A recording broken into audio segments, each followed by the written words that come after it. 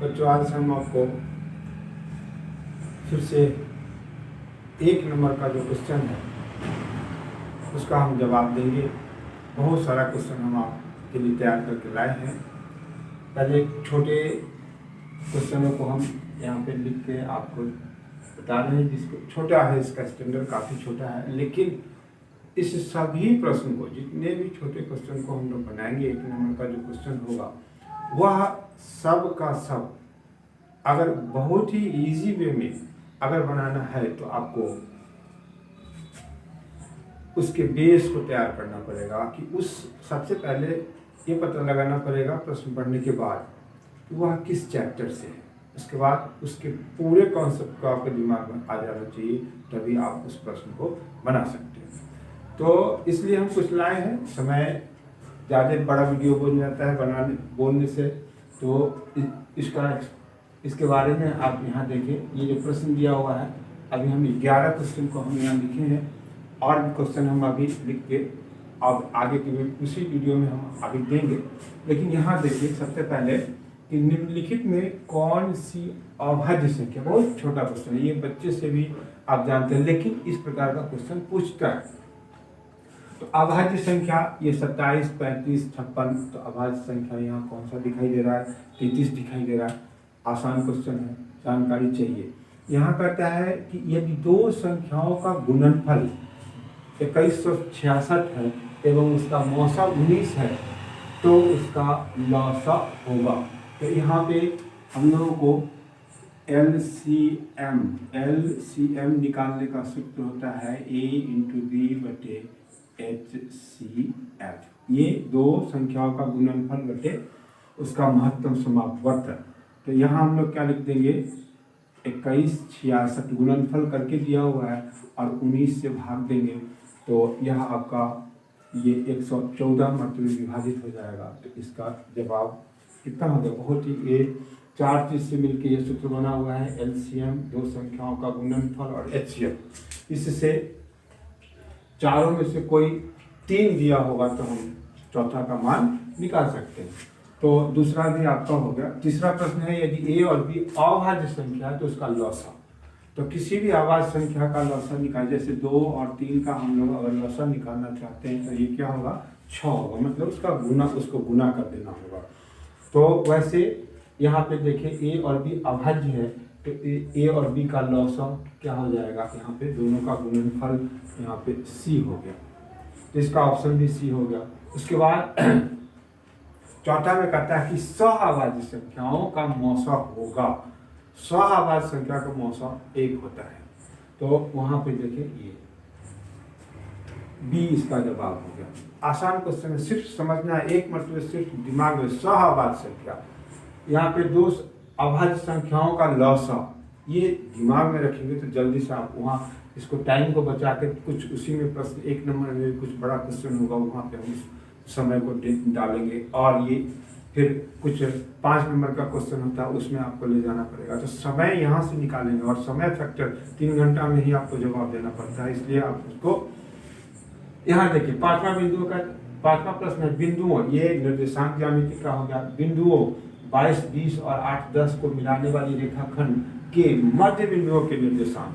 तो मध्य बिंदुओं के निर्देशांक का सूत्र होता है x1 + x2/2 और y1 + y2/2, y1 + y2/2। तो यहाँ पे हमारा कितना हो जाएगा?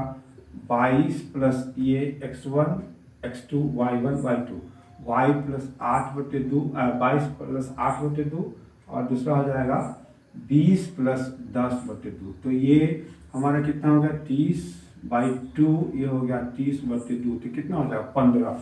15 उस बिंदु का निर्देशांक होगा। B उसका जवाब आपके पास आया।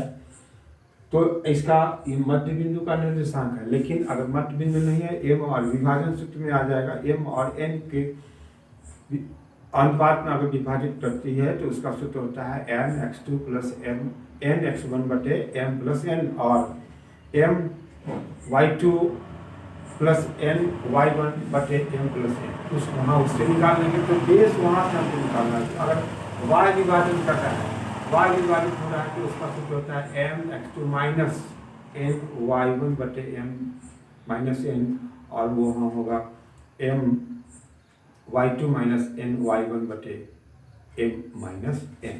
तो ये हम आपको बता दें, लेकिन यहाँ मिडिल पॉइंट का मध्य बिंदु बता रहा है, तो ये इसका जवाब हो गया। उसके आगे कहा यदि बिंदुएं ए जीरो बी जीरो और एक एक संरेखी है तब ए प्लस बी का मान क्या होगा। ए प्लस बी का मान अब हम लोग संरेखी के लिए दो प्रकार से हम लोग विचार करेंगे, एक दूरी सूत्र का उपयोग करके, और दूसरा होता है कि अगर तीनों बिंदु संरेखी हो तो त्रिभुज का क्षेत्रफल जो होता है वो जीरो के बराबर होता है।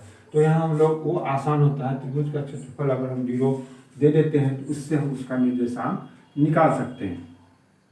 और जब आप निकालेंगे तो यहाँ पे उस निर्देशांक कहते हैं उस समीकरण हमारे पास आएगा जो a प्लस बी उसमें रहेगा। उसका हम लोग देखें इसमें क्या होता है। मान के चलिए कि यह आपका त्रिभुज हो गया ए, इसका निर्देशांक हो गया a जीरो, ये b हो गया, इसका निर्देशांक हो गया 0b, और c हो गया, इसका निर्देशांक हो गया 1 1। अब इसका चूंकि यह संरेखी है, यहाँ पे संरेखी है तो इसका क्षेत्रफल क्या हो जाएगा। यहाँ देखिए ए आर त्रिभुज ए बी सी बराबर 0। अब इसका क्षेत्रफल हम लोग लिखेंगे का जो सूत्र संरेखी के लिए जो सूत्र होता है, इसका क्षेत्रफल 0 होता है। तो x1 माइनस x2 का होल स्क्वायर, नहीं ऐसा नहीं होता है, यहाँ होता है ऐसा x1 y2 minus y1 plus y2 x2 y, ये गलत लिख रहे हैं हम, यहाँ देखो x1 y2 minus y3 plus x2 y3 minus y1 plus x3 y1 minus y2 बराबर 0। और यहाँ पे हाफ लग जाएगा तो यह किसका हो जाएगा, त्रिभुज का क्षेत्रफल हो जाएगा। तो यहाँ हम लोगों को ये x1 x2 x3 y1 y2 y3, तो यहाँ हम लिखेंगे a ब्रैकेट में दे देंगे y2 minus y3 b minus 1 plus x2 यहाँ पे है 0 y3 y1, तो यहाँ हो गया 1 minus 0 plus x3 1 y1 minus y2 0 minus b बराबर 0। अब इसको हम लोगों को सरल करेंगे तो ये इसमें गुना होगा तो A B minus A plus, ये तो टोटल 0 से गुना हो रहा है तो ये भाग आपका 0 हो जाएगा। इससे हम लोग गुना करेंगे तो ये हो जाएगा ये 0 माइनस बी बराबर 0। इसके बाद इसको हम लोग सरल करें माइनस ए माइनस बी बराबर 0। अब हम लोगों को a प्लस बी का मान निकालना है तो इस दोनों को इस तरफ कर दें तो ए बी बराबर a प्लस बी। अब आप ए बी का मान कितना होगा, A B, A plus B का मान कितना होगा, ए बी। इसको हम लोग देखें कहाँ है, वह ऑप्शन में बी दिखाई दे रहा है। तो यहाँ पे त्रिभुज का जो क्षेत्रफल होता है वह होता है 1/2 ब्रैकेट में देंगे x1 y2 minus y3 plus x2 y3 minus y1 और x3 y1 माइनस y2। और अगर वो संरेखी है तो इसमें से हाफ हट जाएगा, वो किसके बराबर, त्रिभुज का क्षेत्रफल किसके बराबर हो जाएगा, 0 के बराबर। तो इस प्रकार से हम लोग इसको बना लेंगे। इसके बाद है x अक्ष पर, ध्यान दें x अक्ष पर स्थित बिंदुओं के निर्देशांक। तो ये x अक्ष पे, ये x अक्ष पे होगा, मान के चलिए यहाँ है तो यह आपका हो जाएगा 0 और y, ये इसका निर्देशांक। x अक्ष पे जो भी बिंदु होगा उसका x नियामक क्या होगा, 0 होगा और y रह जाएगा। और x अक्ष पे जब होगा तो उसमें x होगा और y 0 हो जाएगा। तो इसमें हम लोगों का कौन सा है, a जवाब हो गया। इसके बाद कहता है x अक्ष पर स्थित वह बिंदु क्या है जो 5 3 और 3 5 से समदूरस्थ है, समान दूरी पर स्थित है। तो यहाँ इसको हम लोग इस प्रकार से डायग्राम में बनावे। देखें ये आपका, इसके ऊपर देखें यहाँ पे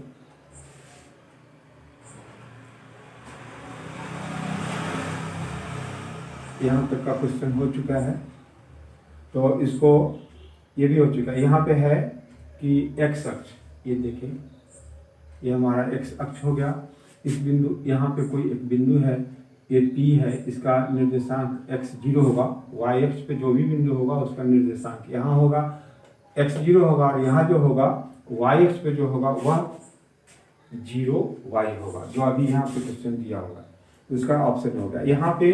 अब इससे समान दूरी पर स्थित एक बिंदु है, कौन है? ये है 5, 3, और B जो दिया हुआ है वह है 3, 5। तो अब आपको क्या पूछा जा रहा है? ये दोनों क्या है? समान दूरी पर स्थित है। तो एक्स अक्ष पर स्थित वह बिंदु ज्ञात, वह बिंदु क्या है? ये इस बिंदु का निर्देशांक हमको निकालना है। तो इक्वेशन तो देना पड़ेगा। यहाँ प्रश्न से आपके पास क्या कहता है? प्रश्न से PA बराबर PB समदूरस्थ है। यहाँ से भी ये बराबर दूरी पर है, यहाँ पर भी। इसका स्क्वायर हम लोग कर दें तो PA स्क्वायर बराबर हो जाएगा PB स्क्वायर। अब दो बिंदुओं के बीच की दूरी का सूत्र लागू करेंगे तो x1 माइनस x2 का x1 माइनस x2 का होल स्क्वायर। तो x1 के जगह x1 x2 y1 y2, x1 x2 y1 y2, x minus 5 का होल स्क्वायर प्लस 0 माइनस 3 का होल स्क्वायर बराबर। अब यहाँ से चलेंगे तो 0 माइनस 3 का होल स्क्वायर प्लस ऐसा नहीं, x माइनस 3 का होल स्क्वायर प्लस 0 माइनस 5 का होल स्क्वायर। अब रूट अंदर हट गया इसलिए कि हम लोग यहाँ स्क्वायर दे दिए। अब इसको सरल करें तो ये हो जाएगा x square minus 10x plus 25, और ये हो जाएगा 3 तिहाई 9। यहाँ एक्स स्क्वायर माइनस 3 गुना 6x प्लस 3 तिहाई 9 प्लस 25। तो ये 25 से 25 कट गया, ये 9 से 9 कट जाएगा, एक्स स्क्वायर से एक्स स्क्वायर कट जाएगा, तो माइनस 10x प्लस 6x बराबर क्या बच जाएगा? 0। तो यहाँ आ जाएगा माइनस 4x बराबर 0। इसका मतलब क्या होगा? x बराबर 0 बटे माइनस 4, ये जवाब हो गया 0। इसका मतलब x, y तो 0 है ही, x भी हमारा 0 हो गया। तो उस बिंदु का निर्देशांक क्या आ जाएगा? 0, 0। इसका मतलब है कि वह मूल बिंदु ही होगा। यहाँ पे मूल बिंदु होगा जो x अक्ष पर भी होगा और y अक्ष पर भी होगा। तो उसका जवाब हो गया यहाँ पे A, 0, 0 उसका जवाब हो गया। इसके बाद यहाँ पे 9वां क्वेश्चन है। यहाँ पे 9वां क्वेश्चन दिया हुआ है 8 का पावर 0 गुने 2 का पावर 0 गुने 5 का स्क्वायर। इसका मान क्या होगा? तो किसी भी संख्या के ऊपर पावर अगर 0 होता है तो इसका मान 1 होता है। तो यहाँ हो जाएगा 1 गुने 1 गुने 25, ये कितना हो जाएगा? 25। इसका जवाब बी आपके पास है। इसके बाद 10वां क्वेश्चन कहता है कि 45 और 60 का मौसा क्या है? तो यहाँ देखिए, इससे 10 से यहाँ 10 से विभाजित नहीं होगा दोनों, यहाँ भाग देने की जरूरत नहीं है।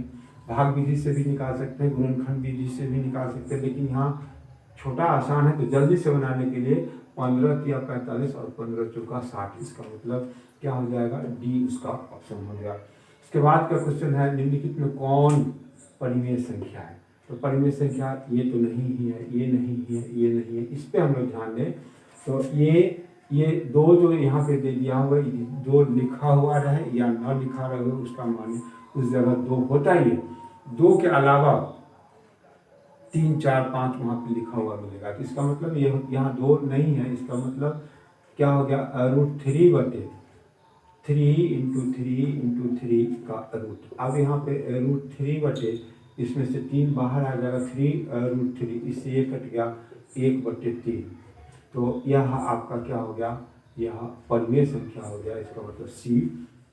उसके बाद का क्वेश्चन है 12वां नंबर कि 6 लगातार सम संख्याओं का माध्य 19 है, तो सबसे बड़ी संख्या इसमें से कौन है? सबसे बड़ी संख्या कौन है? लगातार कंटिन्यू संख्या। तो हम लोग 6 लगातार संख्या को हम लोग मान लें, यहाँ पे हम रफ करके आपको बताते हैं। तो लगातार संख्या मानेंगे तो वो होगा x, x+2 सम संख्या x+4, x+6 और x+8, 1 2 3 4 5 और ये हो जाएगा x+10। ये 6 लगातार सम संख्या हो गया। और विषम संख्या का भी यही रूप होता है। प्राकृत संख्या का होता है x, x+1, x+2, x+3, इस प्रकार से हम चलेंगे। तो यहाँ इसका माध्य हमारे पास दिया हुआ है। इक्वेशन बनाने के लिए इसमें सबसे बड़ी संख्या कौन होगा, तो क्या होगा, पदों का योग बटे पदों की संख्या। तो यहाँ हम लिखेंगे x plus x+2 plus x+4 plus x+6 plus x+8 plus x+10 बटा में कितना हो जाएगा, कितनी संख्याएं हैं, 6 संख्या, तो 6 हो गया। और यहाँ पे बराबर में कितना हमारे पास दिया हुआ माध्य, इसका कितना दिया हुआ, 19। अब इसको हम लोग जोड़ेंगे तो 1 2 6 6x प्लस यहाँ हो जाएगा 10 10 10 20 और 10 30, 30 बटे 6 बराबर 19। इसमें से हम लोग 5 कॉमन ले लें, 6 कॉमन ले लेंगे तो क्या हो जाएगा, x+5 बटे 6, ये हो जाएगा 19, इस कट गया तो x+5 बराबर 19, तो x बराबर कितना हो जाएगा, 19 माइनस 5, 19 माइनस 5, तो 19 में से इसको हम लोग घटा देंगे तो ये हमारे पास कितना हो जाएगा, 5 घट जाएगा तो ये हो जाएगा 14। x का मान आ गया, x का मान आया 14, इसका मतलब वो पहली संख्या सबसे छोटी संख्या हो गया। प्रश्न को गौर से देखेंगे तो सबसे बड़ी संख्या यहाँ आपसे पूछा जा रहा है, तो सबसे बड़ी संख्या कौन हो गया, x+10। तो हम लोग यहाँ लिखेंगे ये 14 + 10, ये हो जाएगा 24। ऑप्शन में देखेंगे तो 15 24 यहाँ दिखाई दे रहा है। तो वो जो सम संख्या है उसका सबसे बड़ी संख्या कौन हो जाएगा, 24 होगा कंटिन्यूस संख्या में। तो इसलिए इस प्रकार से इस प्रश्न को हम देखेंगे। उसके बाद का 13वां नंबर का क्वेश्चन है दूरी सूत्र। तो दूरी सूत्र यही है, x2 माइनस x1 का whole square plus y2 minus y1 का होल स्क्वायर, और ये सब आपका नहीं होगा, तो ये सूत्र ही है। सूत्र से बहुत प्रश्न आपके पास रहेगा, जितने भी सूत्र है उस सभी को सबसे पहले गणित में सूत्र को ही तैयार करके जाना पड़ता है, नहीं तो आपसे प्रश्न बनने वाला नहीं है। यहाँ देख लें 14 का कह रहा है कि sine 90 degree minus theta into sec theta, तो ये पूरक कौन हो गया, तो sine 90 degree minus theta cos theta होता है, और कॉस थीटा होता है, और यहाँ हो गया, इसका हम जवाब दे रहे हैं तो ये हो गया cos theta into sec theta. तो cos theta into sec theta का मान कितना होता है, 1 होता है, ये जवाब हो गया। इसमें देखिए tan थीटा यहाँ पे 10, ये 15 नंबर 10 और sec square theta minus tan square theta का मान 1 होता है, ये भी सूत्र है। तो 10 गुने 1 कितना हो जाएगा, 10। तो इसका जवाब बी में यहाँ आपको दिखाई दे रहा है। बहुत ही आसान है, सूत्र सिर्फ आप समझेंगे तो बहुत ही आसानी से आप उस प्रश्न को बना सकते हैं। यहाँ देखिए 16 नंबर में है cot square theta minus cosec square theta, इसमें से कौन होगा, तो ये थोड़ा सा हम लोगों को इसमें सोचना होगा। ये इस प्रकार का होगा, हम लोग जानते हैं कि cosec square theta minus cot square theta ये कितना के बराबर होता है, 1 के बराबर, लेकिन यहाँ जस्ट इसका अपोजिट दिया हुआ है, तो हम लोग इसको व्यवस्थित करेंगे, minus cosec square theta plus cot square theta हम लोग लिख दिए। इसके बाद इसमें से माइनस कॉमन लेंगे तो cosec square theta minus cot square theta, cos square theta. अब ये माइनस तो बाहर आ गया, इसका मान हमारे पास कितना होगा, 1 होगा। तो ये इसका जवाब कितना होना चाहिए, माइनस। थोड़ा सा घुमा दिया होगा, अगर आप +1 दे देंगे तो वो गलत हो जाएगा। वो कब होता, तो cosec square theta minus cot square theta होता, तो वैसी स्थिति में होता, इसलिए अभी हमारा ये जवाब हो जाएगा। उसके बाद का क्वेश्चन है कि यहाँ पे sign square theta plus cos square theta -1, इसमें से कौन है, तो sine square theta plus cos square theta 1 होता है, और एक में से एक को घटाएंगे तो कितना हो जाएगा, 0 हो जाएगा। ये समय लगने की बात ही नहीं है, सिर्फ और सिर्फ आप उसको ध्यान से सूत्र का उपयोग करेंगे तो आसानी से बनेगा। इसके बाद ये भी देखिए, मन रैखिक बहुपद के शून्य की संख्या, रैखिक बहुपद में शून्य की संख्या कितना होता है, 1 होता है। द्विघात समीकरण में 2 होता है, त्रिघात समीकरण में 3 होता है शून्यों की संख्या। तो यह रैखिक है, इसलिए इसका कौन सा जवाब होगा, बी होगा। इसके बाद 19वां प्रश्न है, यदि अल्फा और बीटा द्विघात बहुपद इसके शून्य x² - 3x + 5 के शून्य हों तो अल्फा प्लस बीटा मतलब मूलों का योगफल, तो शून्यकों का योगफल, तो शून्य का योगफल हमारे पास होता है -b/a और उसका गुणनफल होता है c/a। तो हम लोग इसमें निकालेंगे a b c, पहले सेलेक्ट कर लेंगे और तो फिर आसानी से आप निकाल सकते हैं शून्यकों का योगफल। देखिए यहाँ पे हो जाएगा, ये इक्वेशन है, तो x² - 3x + 5, a यहाँ कितना होगा 1, b कितना हो जाएगा -3, c कितना हो जाएगा 5। तो अल्फा प्लस बीटा होता है -b/a, माइनस तो सूत्र में का माइनस है, और c की जगह पर हमारे पास कितना है -3, और c a की जगह पर कितना मान दिया होगा 1। अब इसको हम सरल करेंगे तो इसका जवाब कितना होगा, 3 होगा। तो यहाँ पे कौन सा ऑप्शन होगा, ये 3, यहाँ पे ये इसका जवाब यहाँ पे होगा। इसके बाद 20वां प्रश्न है कि बहुपद x² - x के शून्यक है, तो इसका शून्यक निकालें। 2 पद का ये शून्यक है, तो ये इसको हम लोग मान निकालेंगे। यह आपका शुद्ध द्विघात बहुपद हो गया, तो इसमें से हम लोग निकालेंगे तो ये x² - 11, ये 0 कर दे तो x² बराबर 11 और x बराबर कितना है 11 का वर्गमूल, यहाँ पे हो जाएगा ये ±√11। और इसको देखते हैं तो कहीं है तो नहीं दिखाई दे रहा है, तो ये अलग अलग करके देखेंगे तो ये √11 - √11, तो यहाँ इसका जवाब, जबकि यहाँ भी देखें ये √11 दोनों पॉजिटिव है, इसलिए वो संख्या नहीं होगी। कब होगा, तो ये C उसका जवाब होगा √11 और -√11। ये 2 पद का है, इस प्रकार से इसका शून्यक निकालेंगे। अगर इसी में इस प्रकार से रहता x² - 11x, तो फिर इसका हम लोगों का यहाँ हो जाता x - 11 बराबर 0, तो फिर यहाँ x बराबर 0 और फिर ये हो जाता है x - 11 बराबर 0, तो x बराबर 11। तो यहाँ x का 2 मान होता है 0 और 11, लेकिन यहाँ ये दोनों हम आपको, यह भी इस प्रकार का भी प्रश्न रह सकता है। इसके बाद यहाँ से हम लोग अब 21वां क्वेश्चन के बारे में देखें। उसमें कहता है कि यदि बहुपद कि x² - kx + 8 के शून्यकों का योगफल 6 हो तो k का मान ज्ञात करें। तो इसमें योगफल दिया हुआ मतलब अल्फा प्लस बीटा हमारे पास दिया हुआ, कितना दिया हुआ है 6, तो अल्फा प्लस बीटा यहाँ से हम लोग निकालेंगे तो -b/a बराबर कितना होगा 6, माइनस b के जगह पर हम x का जो गुणांक होगा वो b का मान होगा, तो यहाँ हो जाएगा -k/1 बराबर 6, तो ये k बराबर कितना हो जाएगा 6, ये d इसका जवाब हो गया।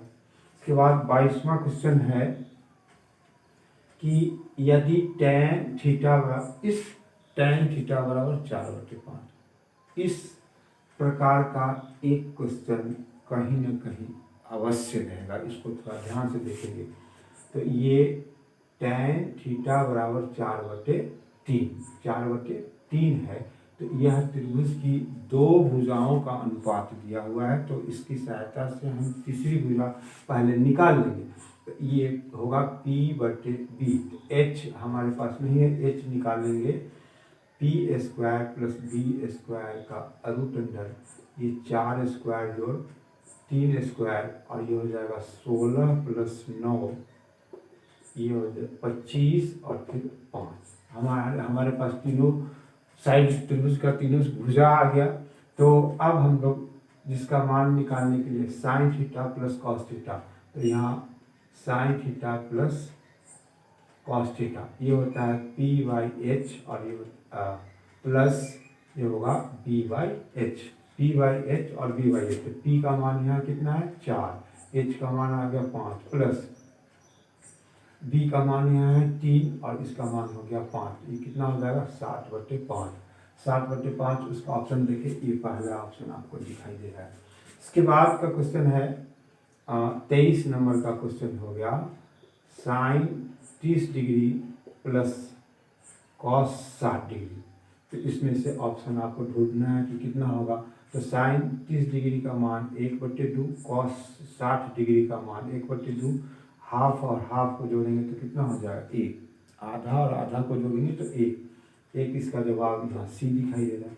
इसके बाद कहता है बिंदु -5 और 12 की मूल बिंदु से दूरी निकालने का सूत्र होता है √x² प्लस y²। तो मूल बिंदु से दूरी हो जाएगा √x² प्लस y² का √। तो यहाँ पे कहाँ प्लस यहाँ है, ये दूरी, ये निर्देशांक दिया हुआ है, तो ये हो जाएगा -5 का होल स्क्वायर प्लस 12², ये हो जाएगा 25 प्लस 144, ये हो जाएगा 169 और ये फिर 13। देखिए उसमें इसका जवाब ए में दिखाई दे रहा है 13, ये इसका जवाब हो जाएगा। इसका जवाब 1 minus sine square theta into sec square theta. तो 1 माइनस साइन स्क्वायर थीटा क्या हो जाएगा cos square theta, cos square theta into sec square theta, cos square theta into sec square theta, वो गुना, वो जो दोनों एक दूसरे का विलोम है, तो उसको जब हम किसी भी संख्या को उसके विलोम से गुना करते हैं तो उसका मान कितना होता है 1। जैसे 2 और उसका विलोम क्या हो गया, तो उसको हम गुना करेंगे तो 1 का मान होगा, ये 1 के बराबर हो गया। इसके बाद निम्नलिखित में से किस द्विघात बहुपद के शून्यकों का योग 3 और गुणनफल 10 है। तो यहाँ पे 3 हमारे पास बहुपद दिया हुआ है, तो हम शून्यकों का योगफल और उसका गुणनफल दिया हुआ है, तो उससे हम खुद इक्वेशन बना लेंगे। वह इक्वेशन होता है योगफल और गुणनफल से उसका इक्वेशन निकालने का जो सूत्र होता है वह होता है x² minus alpha plus beta x plus alpha into beta. तो यहाँ x² माइनस ये योगफल यहाँ पे दिया हुआ, योगफल कितना दिया हुआ 3x plus alpha into beta का मान दिया हुआ है -10। गुणनफल, ये देखिए गुणनफल कितना दिया है -10। इसको हम लोग सरल करेंगे तो x² माइनस 3x माइनस 10, ये कहाँ है x, यहाँ पे लास्ट वाला है x² माइनस 3x माइनस 10, तो c इसका जवाब हो जाएगा। ये 27वां क्वेश्चन है, निम्नलिखित में कौन बहुपद नहीं है। तो बहुपद नहीं है और कौन बहुपद है, या फिर इसी प्रकार का रहेगा कि कौन द्विघात समीकरण है, कौन द्विघात समीकरण नहीं है। ये 4 प्रकार का जो बातें हैं उसमें से एक प्रश्न जरूर से जरूर परीक्षा में रहेगा।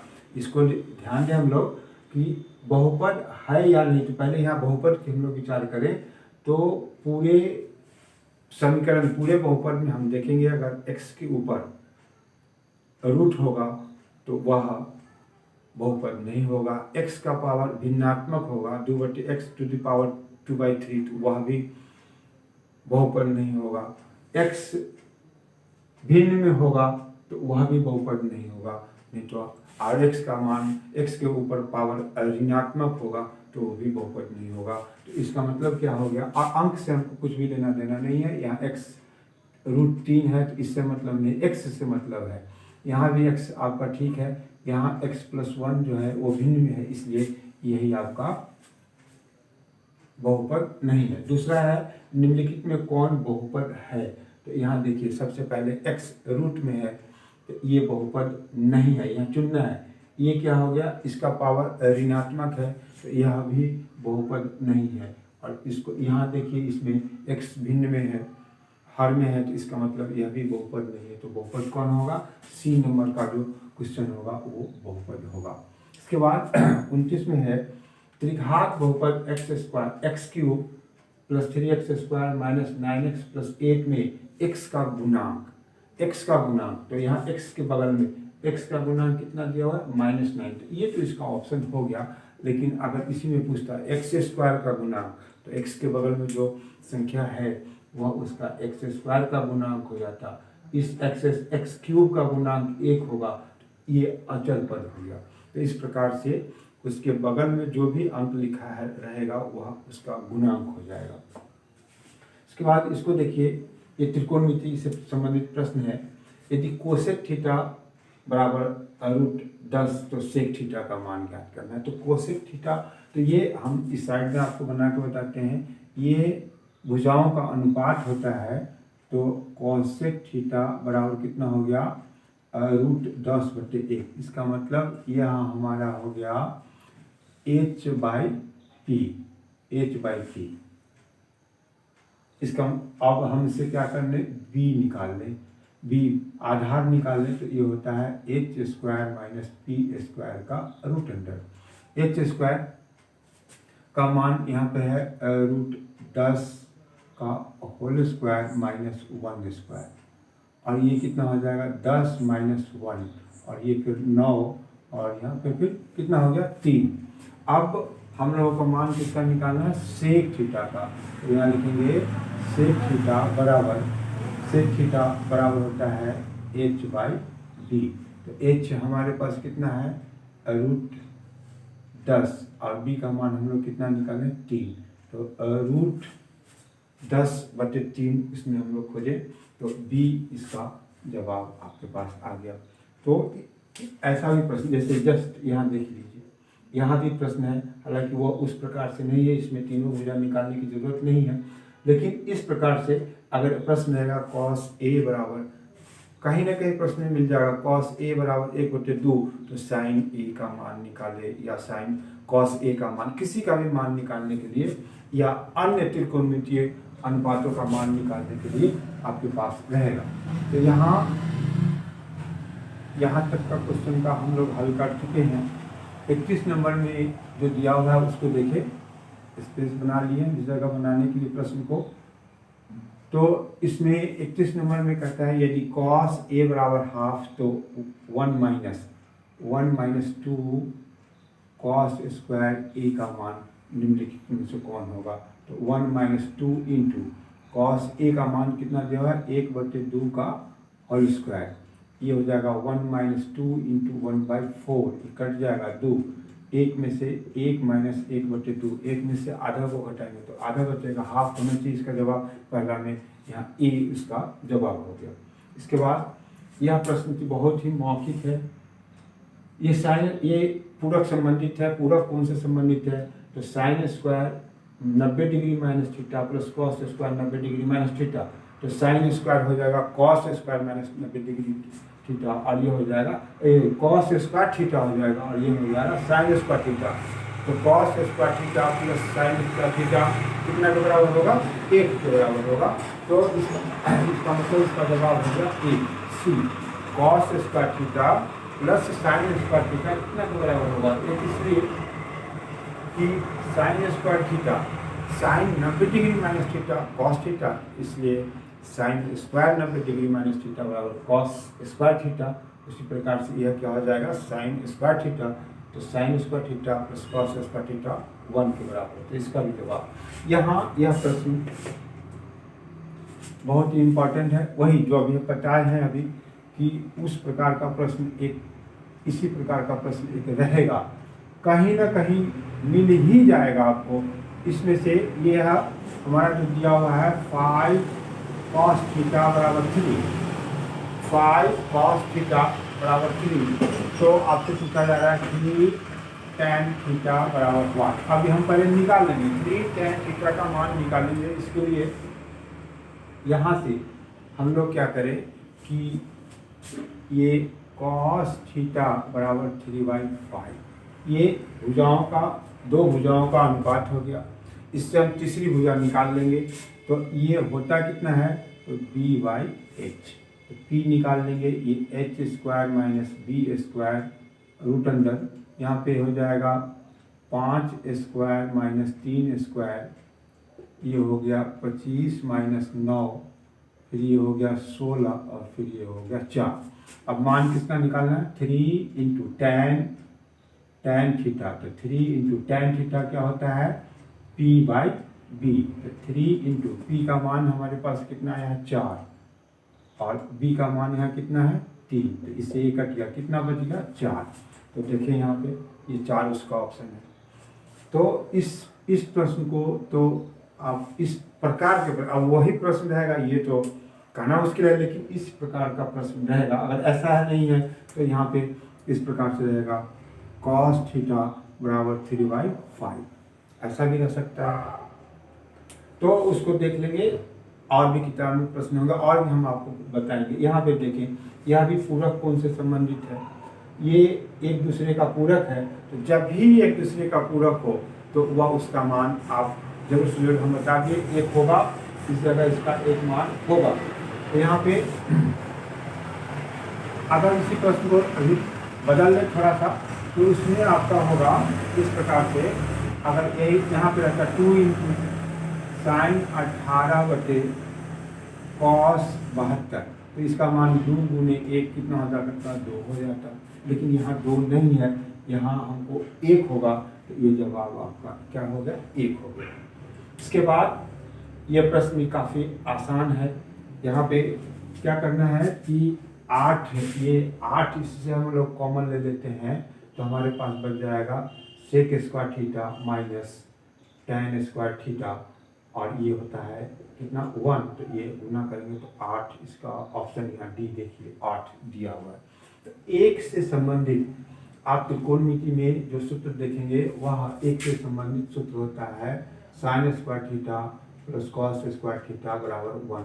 दूसरा होता है sec square theta minus tan square theta बराबर 1। तीसरा होता है cosec square theta minus cot square theta बराबर 1। चौथा होता है sine theta into cosec theta बराबर 1। इसके बाद होता है tan theta into cot theta बराबर 1। इसके बाद होता है cos theta into sec theta. इतना 1 से संबंधित प्रश्न है, उसको थोड़ा देख लेंगे। अब हम लोग चले 35 नंबर प्रश्न पर। 35 या 36 लिखा गया, चलो ठीक है। तो उसमें क्या कहता है कि 1 माइनस कॉट स्क्वायर 45 डिग्री बटे 1 प्लस कॉट स्क्वायर 45 डिग्री का मान निम्नलिखित में से कौन होगा? तो यहाँ आप 45 डिग्री, इसके लिए आपको 0 डिग्री, 30 डिग्री, 60 डिग्री, 45 डिग्री और 90 डिग्री का मान यहाँ है आगे। 0 डिग्री, 30 डिग्री, 45 डिग्री, 60 डिग्री और 90 डिग्री, इसमें से मान रहेगा। मान को रख के हम लोग सरल करेंगे। तो ये 1 माइनस इसका मान होता है 1 होता है, तो यहाँ हो जाएगा 1 स्क्वायर बटे 1 प्लस 1 स्क्वायर। ये होगा 1 माइनस 1 बटे 1 प्लस 1, 0 बटे 2। ये कितना हो गया? 0। ये इसका जवाब क्या होगा? 0। उसके बाद 37 नंबर का प्रश्न देखिए।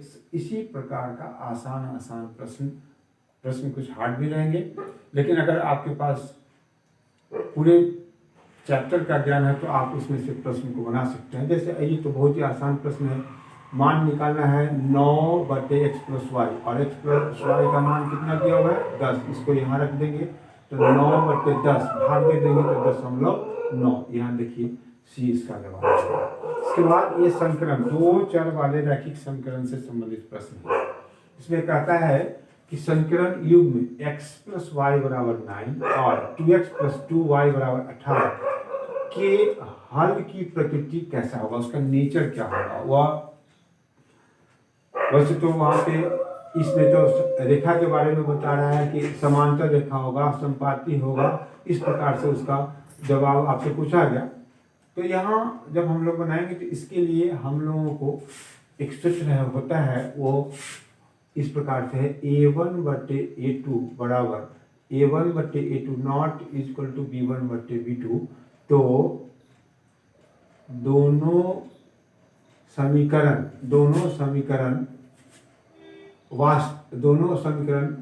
यहाँ पे लिख दे आश्रित या संगत लिखे, संगत होंगे और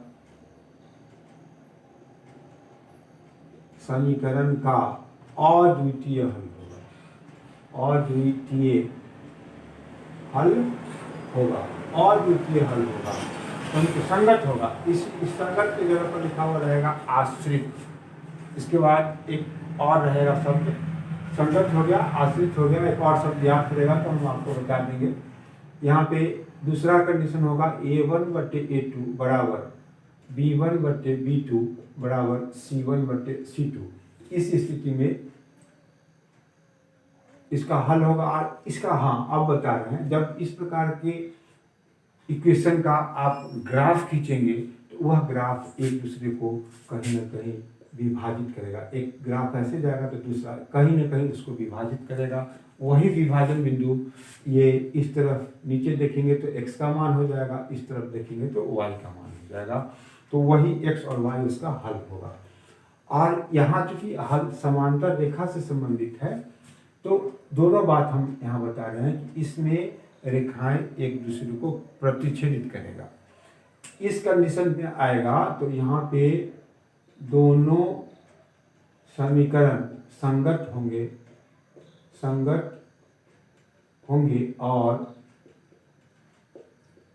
समीकरण का अनेक हल होगा।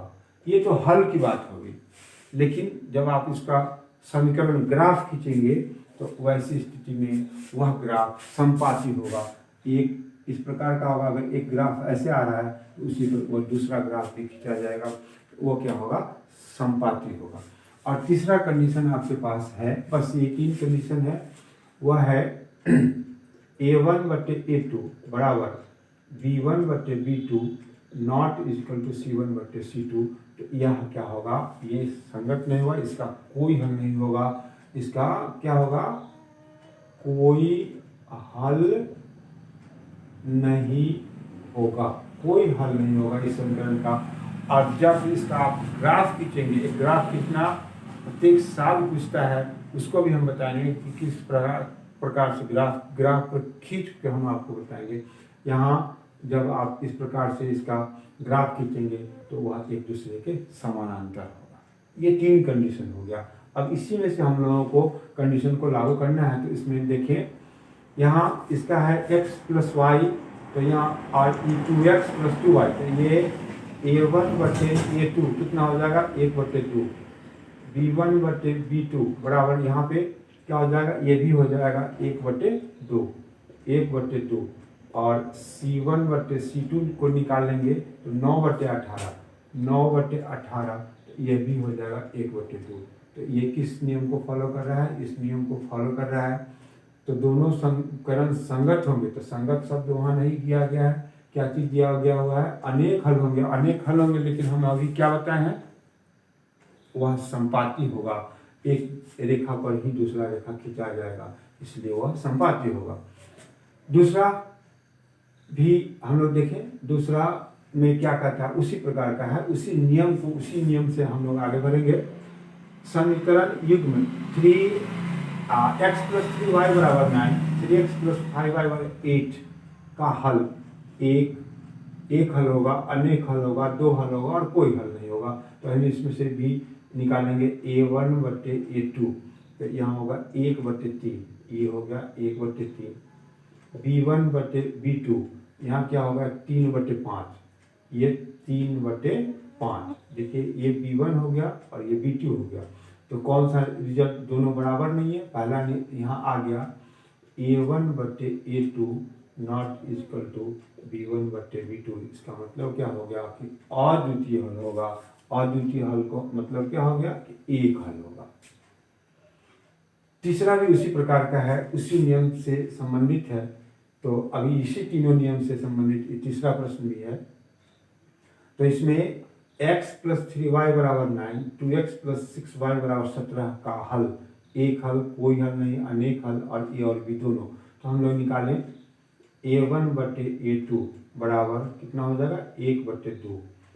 B1/B2 बराबर 3/6, ये हो गया 3/6, तो ये भी हो जाएगा 1/2।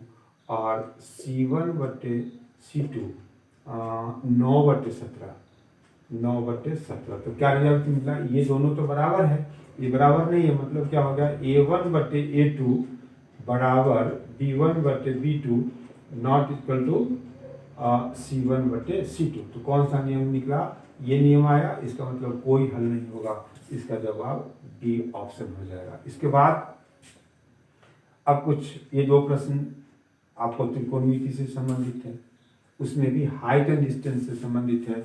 इसमें कहता है कि क्या उन्नयन कोण और अवनमन कोण एक दूसरे के बराबर हैं। तो वह दोनों एक दूसरे के बराबर होते हैं। जैसे थोड़ा सा इसका हम हिंस दे दें, जैसे यह आपका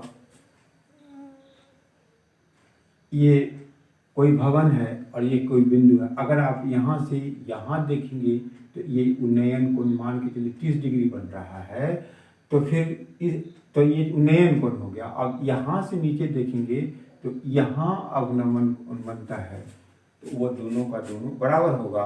तो क्योंकि यह रेखा और ये रेखा समांतर है, ये तिर्यक है, तो एकांतर कोण बराबर होंगे।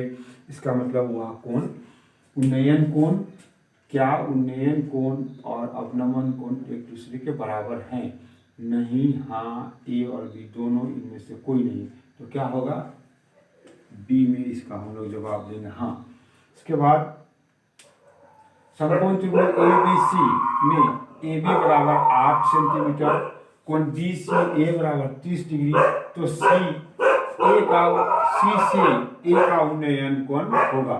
C से A का उन्नयन कोण होगा 60 डिग्री, 45 डिग्री, 30 डिग्री, और इसमें से कोई नहीं। तो हम लोग बनाएंगे उन्नयन कोण। यहाँ पे